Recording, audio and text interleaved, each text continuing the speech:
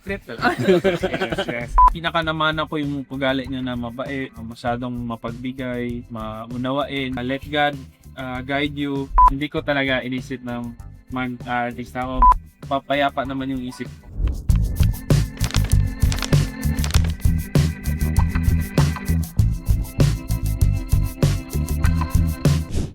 Pinaka-namana ko yung ugali niya na mabait, masyadong mapagbigay, maunawain, masyadong caring. Siyempre, pagiging godly kasi doon kami kumukuha ng confidence namin sa sarili. Advice niya sa akin sa life, let God guide you. Kasi siyempre, if ikaw lang magdesisyon sa sarili mo, maano ka ng landas, mapupunta ka dito. How about sa career naman, sa boxing Sa career especially? naman, sabi niya, pag-pray mo lang lagi yung ginagawa mo, focus so anong ginagawa mo.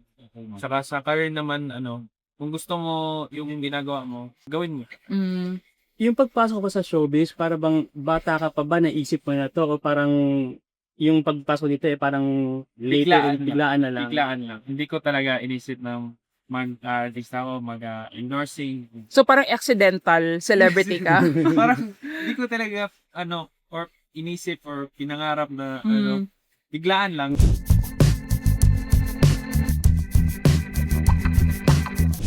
Super blessed, siyempre. Tuwang-tuwa ako kasi marami akong mga taong nakikilala. Sila ate. Yes. Tsaka, Daming mga endorsements, no? endorsement, tsaka mga iba pang artista na iniidolo ko or sinatamaan. Sino ba yung mahinahangaan mo talagang artista? Siyempre, sila Nick Dong, sila Ate Marian. Mm. Oh, nice. Anong reward mo so far sa'yo? Biggest reward? Sa sarili ko. Oo. Script. Yes. Siyempre na, ako, mesmerize ako, nasa, ako?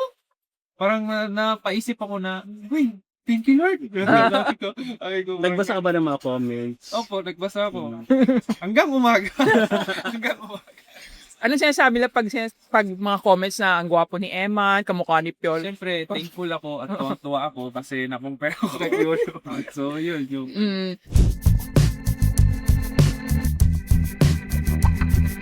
I just relax. Pag-gising ko, pray ako, kain, tapos isipin ko anong gagawin ko. Tapos pag wala naman, relax lang ako. Babasa ako ng mga manga, or lalakad-lakad ako. Ano favorite manga mo? Tutulog. Solo leveling, Oh, wow. nano machine. Yan.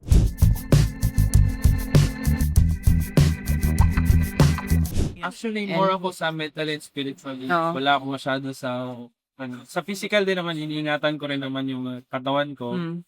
Pero minsan, di natin maiwasan na mapuyat sa trabaho. Mental health, how do you take care of your mental health? Okay naman siya kasi dahil sa Panginoon, ginaguide naman ako. Kasi right now, papayapa naman yung isip ko.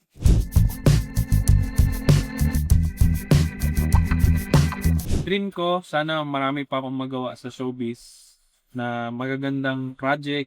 Siyempre, kung merong pagkakataon, mga acting, more endorsement, na ma-inspire ko talaga yung mga kabataan na galing sa no one from someone. Parang ganon.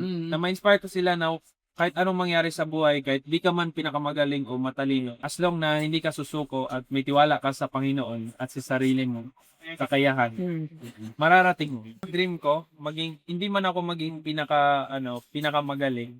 Gusto ko maalala ko ng tao as not just a great boxer, pero as a boxer who tried his best na to become